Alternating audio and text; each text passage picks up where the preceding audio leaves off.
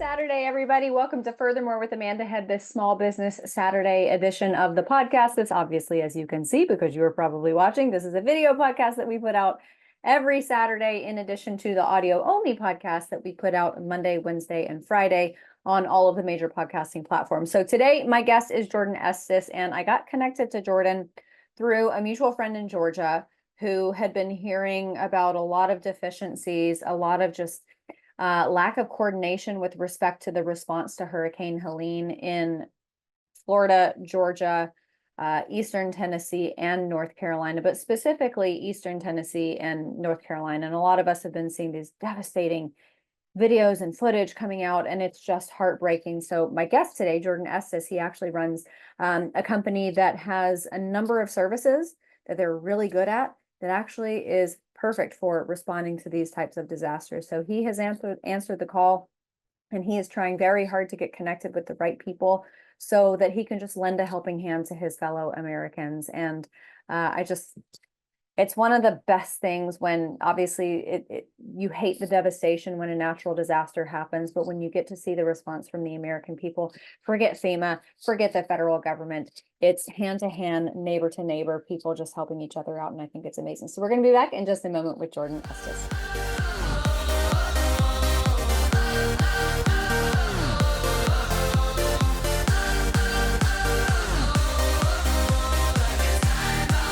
Welcome, everybody, to this Small Business Saturday edition of Furthermore with Amanda Head.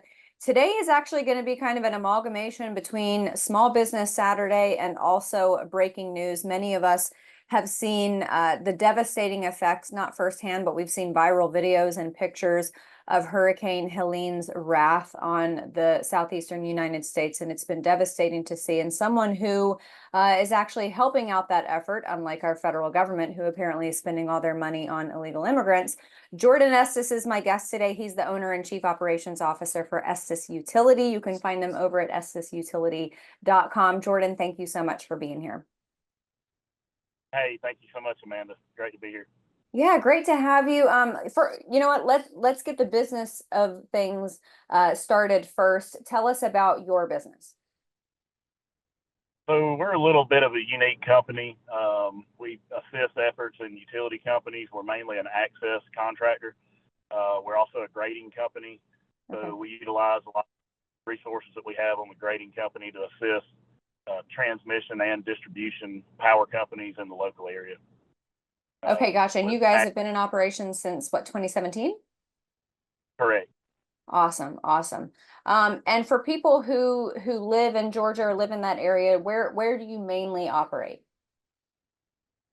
Mainly operate from I would say the Atlanta metro area, as far east as I-75, all the way to the Florida line. Awesome. And you know, this is an interesting business. It's something that I don't really know much about when it comes to actually. Funny enough, I had to tell some mulchers outside, some guys that were taking some palm branches and shoving them into a machine that sounded like it was shaking the entire city of Los Angeles. But when it comes to your side of things in forestry, as far as clearing and grading and mulching and stuff, how did you get into that? Well, that's unique. So I myself actually used to be a lineman for a large local utility and worked for that company. Started in my career began in 2011 for a contractor. I went to work for a large utility company in 2013. Worked there until 2020. We started our business in 2017, and kind of had 4 guys working full time for us. And I was still working for the company. We were operating as much as we could, and then things grew, and opportunity came for me to back away from the utility company. And about 6 months later, we pursued a contract with them, and thankfully we were successful in that. And ever since, we've just been almost like working for the government and trying to find different avenues within the companies to work for. And so now we're participating in distribution and transmission efforts with a lot of the electrical utilities all through the state. Okay.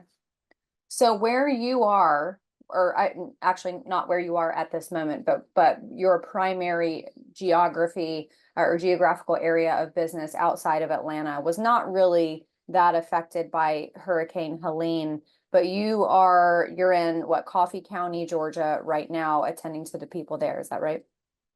That's correct. Yes, Atlanta wasn't really affected very much. Yeah. Okay, so for my audience, I want to just kind of lay out one of the main reasons that, well, I guess the main reason that I have you on the podcast today, because a mutual friend of ours reached out to me after hearing from you about federal contractors who were supposed to be deployed by FEMA, working, I suppose, hand in hand with FEMA for search and rescue efforts related to Hurricane Helene. And you transmitted some really disturbing information to this mutual friend. And that's kind of how all this began. Can you just start off the conversation with what you observed and what you told our friend? I can, and I've gained a lot of different perspectives since some of these conversations began, and I guess potentially what some of the motives are behind it. But yes, I do personally know some federal contractors that participate in disaster relief that were initially mobilized for search and rescue efforts with boats and very aquatic vehicles. They were staging to mobilize. They were getting ready to mobilize to the disaster areas, and then for some reason they were told to stand down. Obviously, what we're dealing with in North Carolina, Tennessee, Virginia is an overwhelming response effort that I'm not so sure that we have seen any time in recent history. Of course, I don't want to take anything away from the disasters of previous hurricanes and certainly storms like Katrina. We've seen a lot of things where people are trapped before, but I think the terrain of these mountainous regions obviously make that much more difficult than when you have vast, widespread flooding in low-lying areas, in Texas and Louisiana and those areas. So they're all devastating in their own nature. Yeah. This one in particular is just, and I'm kind of at a loss for words at some of the damage that we have seen and the flooding effects that we've seen. Yeah, where you are in Georgia, from what you have seen with your own two eyes in Georgia and what we are all seeing, this footage coming out of places like Chimney Rock and Asheville, North Carolina, and Western Tennessee, where you are, is it as bad as it is in those places? Oh, no, not at all. There's a tremendous amount of widespread damage. I mean, if you were to look at the path of the hurricane, basically look east of the path that it took, pretty much all of that is a lot of destruction, a lot of down trees, a lot of power lines down, of course. But yeah, it's hard to compare it to what's going on with the flash flooding that the states farther north have had, and there's a lot of people that are misplaced and uncomfortable down here. And don't get me wrong, these people are struggling, but they are receiving help. But from a logistics perspective, as far as getting supplies into these people, it's nowhere near as challenging as it is in North Carolina. Yeah. And for people who want to put things in perspective as far as how bad things are, I think I said Western Tennessee, I meant Eastern Tennessee. So you had this hurricane, and because of atmospheric pressure and such, after already having, from what I understand, like 8 to 10 days of rain previous to landfall of Hurricane Helene, this storm just kind of stalled out over North Carolina and Eastern Tennessee, and it dumped 20 to 30 inches of rain in some areas. And I just have some numbers to help people put things in perspective. That's about 40 trillion gallons of rain. FYI, 40 trillion gallons of water is enough to fill the Dallas Cowboys Stadium 51,000 times. It's enough to cover. It's enough to cover the entire state of North Carolina with 3.5 feet of water.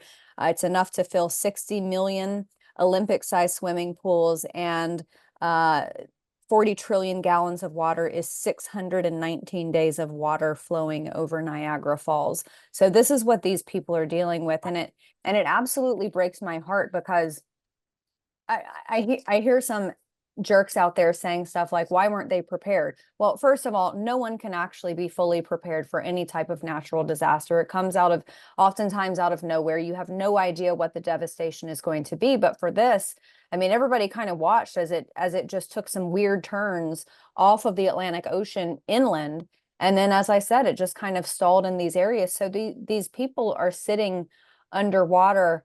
So I want to get back to the conversation with you, Jordan. When when you sent this message to our friend about these federal contractors, so what have you learned, first of all, since then? I know that you said that they were told to stand down. Do you know why that was? Is the order still to stand down, or have they been reactivated? What's the situation now? Well, one thing that I've definitely brought into perspective running a company is very easy to hear things and not understand why, and not have the backstory to things from the chain of command coming down. Not to get political on anything, but I mean, it's a very difficult process to understand.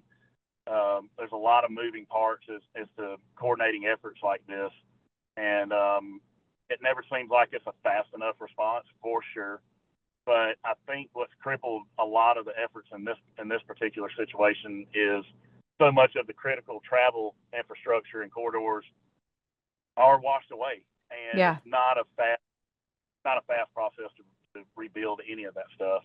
I think Yeah. they're saying I-40 till September of 25. Oh my gosh. Um, That's unbelievable. and it can be. It's going to be a long restoration efforts on the interstates. But one Yeah. thing to think of, if FEMA is doing their job and the government is doing their job and they're sending aerial resources in to help bring products in and get people out, I've heard a lot of stories of private pilots being told to stand down, and there's a lot of frustrations with that. Don't get me wrong, I do agree with them. But from a coordinating effort, if we have the guard and everyone doing their job, and they'll say that they're told to go to a landing zone, and they'll say that they're trying to get a Chinook landed in that area, and it's overpopulated by little bitty helicopters. Now we focus resources to get something in there that can't land, that obviously can bring a lot more resources in a small, kind of like a semi-truck versus a passenger car sort of situation. So I think a lot of what I've also heard is the area's been extremely overwhelmed with support. And while people want to help, in this particular situation, as dangerous as it is, not everyone can help, because then you run into, the rescuers are rescuing the rescuers sort of thing. And Yeah. you have people that are getting themselves into bad situations. I've heard horror stories as far as people are now starting to fight vigilantly over other people's supplies and goods so that they can provide for their own families. It's kind of an everyman thing for itself at this point. So I think you probably have a lot of people that are going in with good intentions to help that are getting overrun by people that are desperate at this point. Yeah. So now it's escalating into a much bigger issue, and tough decisions have to be made sometimes to keep people from going completely crazy. So I'm trying to get more information as to what the response is from the government, from FEMA, from the National Guard, and whatnot. And I think that they are starting to pick up efforts more in that. Yeah. I do know there are massive amounts of people that are missing, unaccounted for, considered dead. It's terrible. Children are misplaced from their families, but I really wish that there's any way that we can possibly help figure out efforts moving forward, make restoration or to help rescue efforts move more swiftly and smoothly, whether that be vetting more contractors that have these capabilities, that maybe some type of rapid credential verification process, I think would be extremely helpful in the future. Yeah. It would be interesting to kind of look deeper into the nuts and bolts of how those organizations operate. As far as my perspective, from what I've always seen in 15 years of restoration efforts of the electrical grid, it's an extremely well coordinated effort. Now, don't get me wrong, it's a lot of moving parts, and it does, you do have a couple of days to get the ball rolling smoothly. But typically after a day or two, everyone's in place for the most part, resources are in place for the most part, and you're able to have a much more swift operation. I know in the area I'm working on, we had about 130 transmission lines affected after the storm, and a lot of us were able to get started on Thursday and Friday, and I think that we're expecting to have most of that restored by Saturday. Okay. So that's a pretty quick restoration effort. So when you're Yeah. when you've seen those efforts and you're looking at what's going on from the federal level, it can be frustrating. But I just, for the sake of what everyone's dealing with up there, I hope that there's a lot more that's going on behind the scenes that people aren't getting the big picture of. Yeah. You know, Well, and look, Jordan, I know that you are trying to be magnanimous and generous to the official efforts that are underway. And that's an important Right. part of this conversation. I'm going to be the one in this conversation to completely crap all over FEMA and the federal response, because we've seen time and time again, you've got Pete Buttigieg out there saying, you know, that private drones are restricted from flying over the hurricane areas. We're not talking about a manned aircraft. We are talking about drones. In some cases, look, I work in Hollywood, so there's one drone in particular that I'm very familiar with. It's the DJI Phantom, and it has a Hasselblad camera on it that has incredible clarity that people could be using to find their loved ones. And I'm sorry, but when FEMA or Pete Buttigieg, the transportation secretary, comes out and says, don't fly your drones, if I've got a family member missing, I'm going to give them the double barrel middle finger and say, if you want to crash one of your drones into mine, I'm going to take that chance, because it's more important to me to find my family member. And that's, I think, the most infuriating thing about this, is that you have private citizens. I mean, even people on canoes and kayaks who are trying to row in cases of water, and they're getting turned away. I understand FEMA wants to take head on this. They want to take lead on the operation. That's fine. But if you're going to do it right. And they're not doing it right, because they say, we want to control the operations, we're going to handle this, but they're not handling it. Right. Yeah, it's difficult not to get frustrated about that, for sure. And I can't fathom why they would take those resources away from people. I mean, I have heard of the drones flying in insulin for people, you know, the diabetes patients and whatnot. Yeah. A lot of the elderly run out of oxygen, and they're trying to get that type of stuff flown in. You know, I did hear of a pilot that was threatened to be arrested if he didn't stop flying operations, but I'm not a pilot, and I can't. I did speak with a pilot friend of mine, and in depth he explained how that guy messed up, and the guy that got him in trouble for it was he had a duty to act sort of thing, and he had flown into a restricted air zone that he had no business flying into. That I think any pilot would know this, according to him.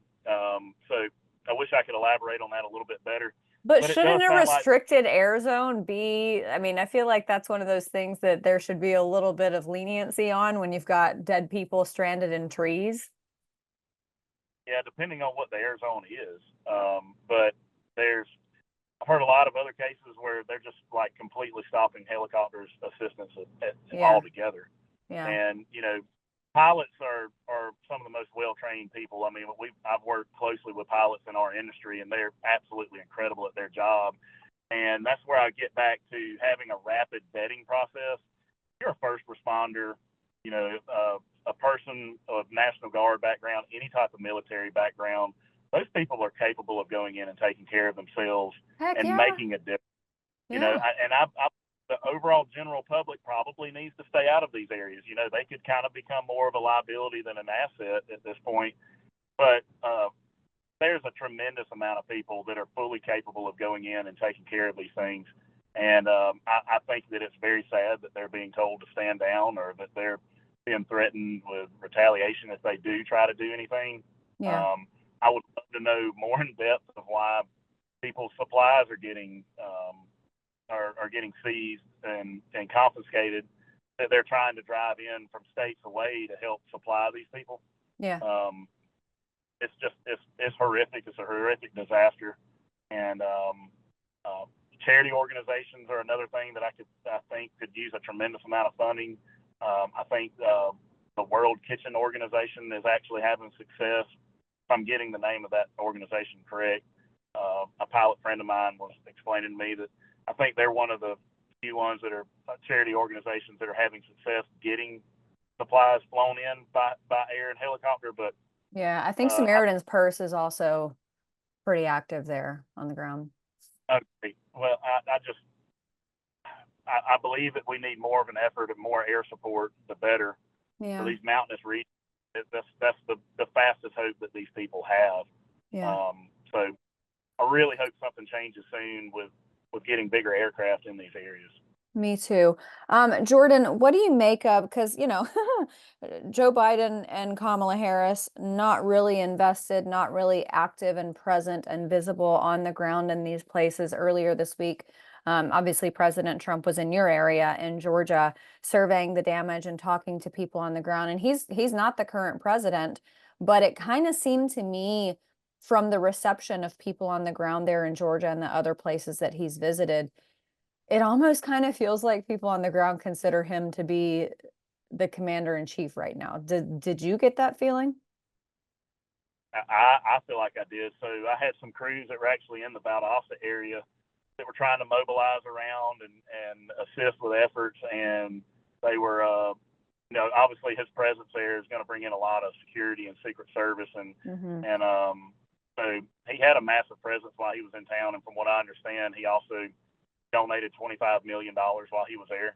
Yeah, You might want to fact check that. That's what I was told. that's what I I wouldn't saw be as well. Yeah. but he got down very quickly, and I know all the residents and everything that I've heard were very happy to hear him.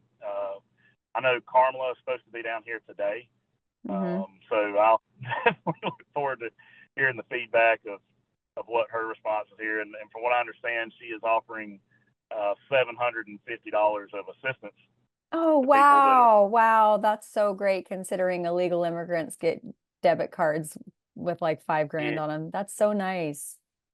yeah, yeah. They definitely seem to be well funded, but Yeah. Okay, so I, I want to take a brief pause because I want to get back to what we were just talking about in just a moment. We'll be right back in just a second with Jordan Estes.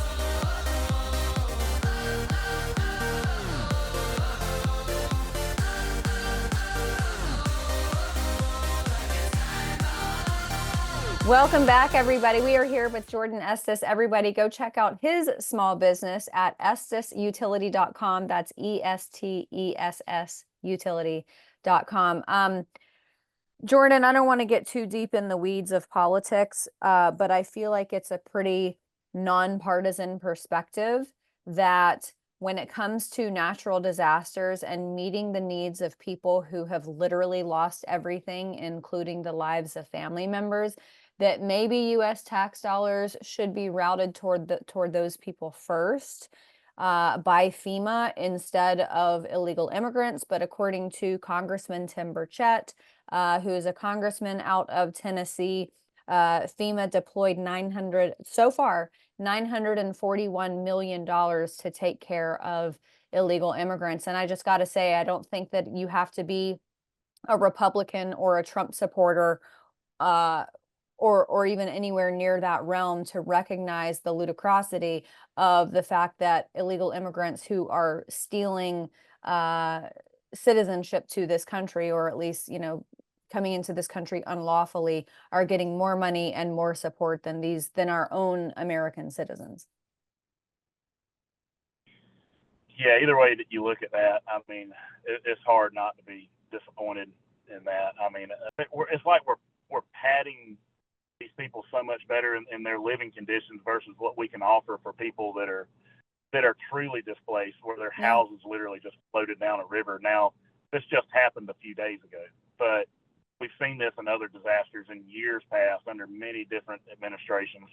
And, you know, I keep saying it, but I don't understand from all the wonderful coordinated efforts that I've seen on the electrical side, why that's not possible on a federal side at some point. I know. FEMA always seems to be a difficult one to deal with through these times, and I don't understand why there can't be a much more expedited process, more Yeah. approved vendor process. Um, you know, a lot of their stuff, navigating their websites and setting up the contracts and stuff, are difficult to deal with. And then a lot of them go out before the disasters, and we've been contacting FEMA because we were set up with them years ago.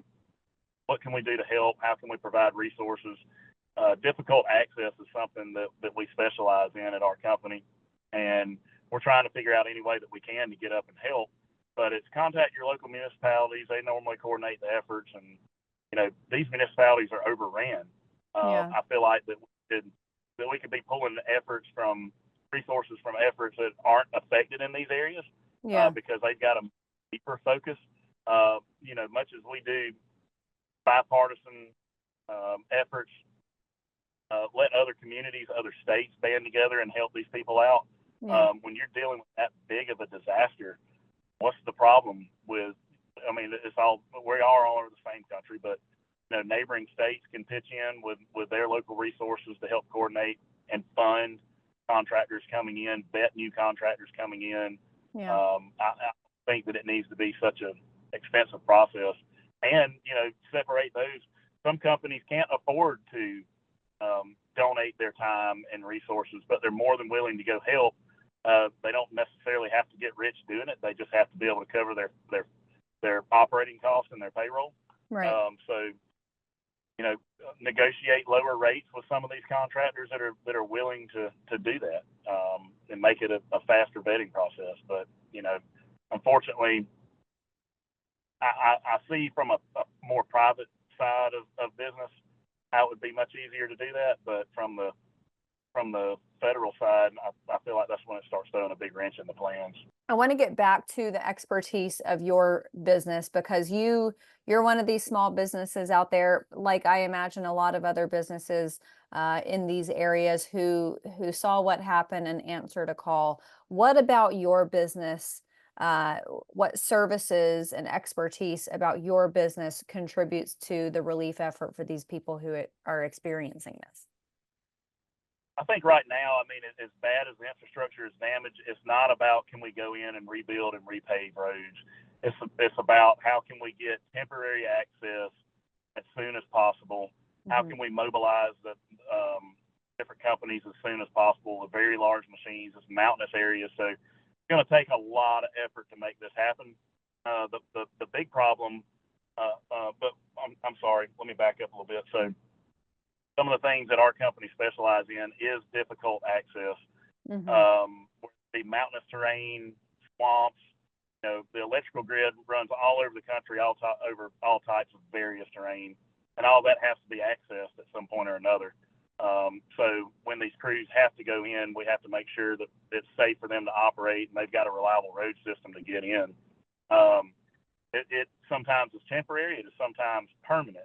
And in this situation, that's all that we need. We need something that's good enough to work, not for the day-to-day heavy use of traffic, just enough to get resources mobilized in quicker, bus these people out to safer locations, get what they need to survive. Then we can kind of start building from that. Yeah. But as far as the critical infrastructure restoration efforts go, a lot of what I've seen, flooding was so bad, it shifted a lot of the river channels into the areas where the roads used to be. So I think that you've seen a lot of the footage of where there's, a lot of these roads line in and out of the mountains and cross back and forth or follow the rivers, and miles and miles of road is gone. But now that the water has kind of decreased a little bit and resided some, I think that there's certainly ways, with enough men and equipment that we can get in there and gain temporary access to a lot of these areas. We just need the go-ahead from someone. I wish I had a better answer of who we could turn to for that. Yeah. If anybody that's listening possibly has great connections with how we can get people in here started on this stuff, that's going to get these people released even quicker. Yeah, man. And seriously, for anyone out there, if you know the best way to make that connection, that would be amazing. So Jordan, I imagine clearing is probably one of the biggest jobs that you guys have, but considering how much is underwater and the equipment that it requires to clear stuff, how are you doing that? Well, here in this area, we weren't affected so much by the flooding, but if we're talking about North Carolina still, yeah, a lot of that stuff is swept away. So I would imagine a lot of local resources have been limited as to what their capability once were. But I'm sure that there's plenty of stuff that has survived there. But then you run in, these machines consume a lot of fuel. I know fuel is the biggest thing that's causing so much of a problem in these areas right now because they're running out. But it becomes very difficult to fly fuel in. You need much larger helicopters for that. And the smaller aircraft are able to get some in, but how fast is it rationed out? How fast is it consumed? So getting it in by trucks is going to be the answer in bulk supply. So it's just a start where the damage begins and push until you finally start reaching these areas. It's the only thing I know. I plan as soon as we are able to start wrapping up some of the efforts in the area that we're working in to make a trip up to North Carolina and try to speak with some of these officials about what we can possibly do to get set up the right way to where we're not turned around if we're able to go up. I wouldn't want to mobilize a lot of men and equipment just to get turned around when we get up there. Right. So I certainly hope that we're able to link up with someone that can steer us in the right direction as to where we can get started working. I've got a lot of people that are eager to go up and help. Yeah. So if anyone out there has any good direction on where we can turn to get the contact that we need to speak with these people to start getting some of this stuff underway, I would certainly love to hear from some of those folks. Yeah, Jordan, I mean, I love your eagerness to help. That to me is one of the most American qualities that you can have, is seeing, devastation that your fellow American is experiencing and just rushing to aid. Because for so long, that's how America was. For so long, it was neighbor helping neighbor. And we've gotten to this place where our federal government is bloated so large, and FEMA is expected to be the only operation in town when it comes to disaster relief. And I really wish that we could get back to the neighbor to neighbor exchange and assistance model, because I mean, you are a perfect example of that type of American who wants to help out. And these are perfect strangers to you. You don't know these people, but I applaud you and I appreciate you, and I know the people who are benefiting from your work and your tenacity and your assistance. I know that they are very appreciative as well. So everybody go check out his website. It is Estess, ESTESS utility.com. Jordan Estess, it's been an honor. Thank you so much for your insight. That was a ton of information. We appreciate it. Absolutely. Thank you so much. Thank you. Yeah, keep us updated too, by the way. Oh, absolutely. And I'm grateful for everyone that is pitching in and helping through all of this. There are a lot of really dedicated people out here that are working tirelessly, 16 plus hours around the clock, or 16 plus hours every single day, waking up very early, going to bed very late at night. I mean, even by the time they get in and park their equipment up, they still have a lot of the night left ahead of them to travel the long distances they have to the staging areas of where they're staying at. They're staying away from their families. Some of them are staying in large tents and trailers. They're eating box lunches a lot. They're surviving off of limited stuff and what they have to eat and whatnot. But a lot of very dedicated people, from first responders to the linemen that are out there working. It's just an incredible effort all the way around in the areas that we're working in, and a lot of very hardworking, dedicated guys, men and women, sure, helping in these areas. So I just thank them so much for everything that they're doing to pull through for the communities as well. Well, Jordan, that includes you and your employees. So we appreciate you and everybody out there. Obviously, there are tons of charitable organizations that you can donate to if you can't be there on the ground helping out. And prayers are always the number one thing that are needed for these people, so that they can get back on their feet and find their loved ones and hopefully find them alive. Jordan, you're a blessing to your community. And it sounds like if you guys head up to North Carolina and Tennessee, you're going to be a blessing there too. So thank you so much. I sure hope that we can help out, and we look forward to any contacts that we can get that will be a helpful resource for us and those others that are willing to go as well. And if we get good enough contacts, I would certainly like to reconnect with you to help push that information out to anyone else that would help out as well. Yes. So if we hear from anyone who has some good information on who you can reach out to, you will be the first call that I make. And and just keep us posted on everything that's happening with you, and we'll use that information and push it out to our audience as well. Absolutely. Thanks, Jordan. Take care. Thank you so much, Amanda. All right, everybody, we're going to take a quick commercial break. I've got a few things to wrap up as we head into the rest of this Saturday, so I'll be right back.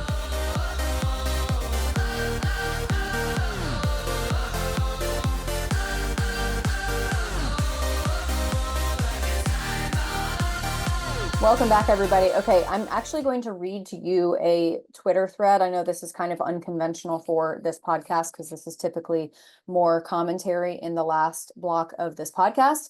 But I think that this is a really important thread from someone who has worked natural disasters in the past. So this guy was involved in the Florida Keys with Hurricane Irma after Texas got hit with Harvey. He said, "We finished our efforts in Texas and were the first citizen team to make it to Key Largo. The federal agencies had US 1 shut down just south of Key Largo and wouldn't let anyone out, even though the road was okay to pass.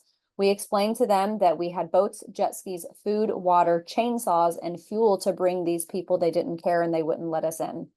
It was night by that point, and you rarely saw the lights of vehicles in the distance on the individual keys, meaning that the emergency response teams from FEMA weren't even working. It was all quiet." He said, "We decided that we were going to go in anyway. We filled up the boats and jet skis with all that we could reasonably carry and went by water around their BS blockades and around their law enforcement presence on the water. It was 87 miles by water to get to our first stop, Cujo Key and Sugarleaf Key. When we arrived, we were greeted by a homeowner who was elated to see us and all the supplies that we brought because his house was in shambles. We started offloading supplies on the shoreline and helping to get them into what was left of his house. During that process, he explained to us that FEMA had set up a command center at a local high school on the island, but that they weren't doing anything to help residents, not even bring them water. Instead, he explained that they were driving around using a loudspeaker, telling people to stay in their homes. They weren't even helping the homeowners with supplies. He said, "I was skeptical at first while he was telling me all of this, but then he said something that broke my heart. He told us that the people of the Keys were all in despair because they had just seen weeks before the overwhelming support for Texas with Hurricane Harvey by the citizens of this country. He and his neighbors on all of the Keys felt like Americans had forgotten about them completely because at this point, 5 days after landfall, all they had seen was FEMA and they were of no help. The residents were cut off from the outside world, no cellular, no internet, no way to contact anyone or hear of any efforts to try to help them. The only communication they had was from a local radio station on Sugarloaf Key that was broadcasting on AM to the surrounding keys. So the man, after hearing that there were citizens trying to bring them help, but being refused entry by federal law enforcement, was visibly upset. He and his neighbors really thought the country had abandoned them. He insisted that we get into his waterlogged truck and that he would take us to the radio station so that we could go live on air and tell the citizens trapped in the Keys that we, the American people, were there to help and that the government was trying to stop our efforts. And that's exactly what we did. After that, we were determined to help as many people as we could. We were met with red tape throughout the whole process and time we were in the Keys. We finally were able to talk to some authorities to let us down to the Faro Blanco Resort in Marathon towards the end of Boot Key. This was the same hotel where state and local authorities were staging their personnel, and they were happy to see us. I was able to coordinate with several trucks of food supplies to be brought down to the EOC in Marathon. I was privy to the EOC meeting, but was informed in that meeting that all of the semi-trucks full of food, water, and hygiene supplies were to be turned around and not allowed to be offloaded for distribution. The reason they gave us was that these donations were not from companies on their preferred vendors list and that they would not accept them or give them to residents of the Keys impacted by the storm. It was at that point that I realized this is all about money. These preferred vendors are getting part of the money being released by the state and federal government for each disaster. In turn, some of the vendors make it on the list because a friend gets them on the list, and in return for getting ridiculously outlandish amounts of money for compensation for the services they render, they give kickbacks. So accepting outside donations, even though they are on location and can help people now, they would rather let people suffer so that they can get their kickbacks. This meeting solidified my resolve to help these people, regardless of what the greedy officials wanted. We were going to feed the lower Keys that were being neglected. I diverted all semi-trucks to the Faro Blanco Resort in Marathon and filled the entire first floor with pallets upon pallets of food, water, and essential supplies, and created a food pantry for residents to come and get anything and however much they needed. We also delivered supplies down to Big Pine Key. We helped establish the tent city on Big Pine Key, Big companies like Tito's Vodka and Whalen just kept bringing trucks full of everything that was needed.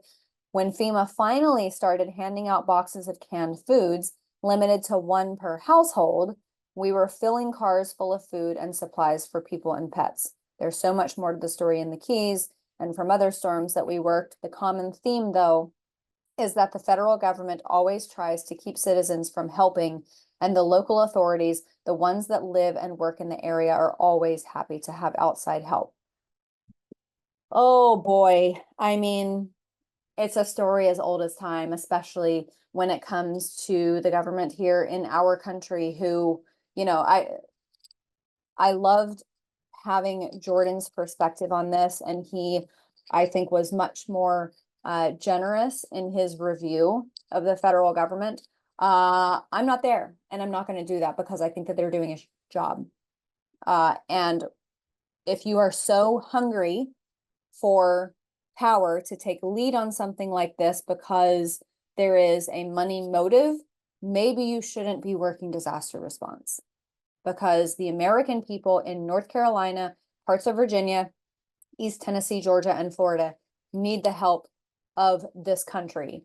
And it's obvious that the federal government and FEMA are just standing in the way. Furthermore, Alejandro Mayorkas directing $941 million just this year to aid illegal immigrants with their legal fees, with food, housing, resources, whatever it is they need. $941 million. But these people need money. And Alejandro Mayorkas came out Thursday morning and said that FEMA is running out of money. Okay, well, we just gave $8 billion to Ukraine. Can we get a refund on that and give that to the people in North Carolina, Virginia, Tennessee, Georgia, and Florida? That would be great. I would much rather that money go there. Oh, it's infuriating. And honestly, I'm just in a place now where I think that the entire government is garbage, with the exception of very few members and parts of it. Sorry, not sorry. That doesn't make me anti-government, I don't think. Maybe, I don't know. All right, everybody, I hope you're having a fantastic weekend, and please pray for the people in those states and the people affected by this. They are not only dealing with losing their homes, their cars, their communities. Some of them are reeling from the loss of family members, and gosh, it is heartbreaking, absolutely heartbreaking. On that note, though, everybody have a great rest of your weekend, and I'll be back on Monday with another audio edition of this podcast, and I'll see you then.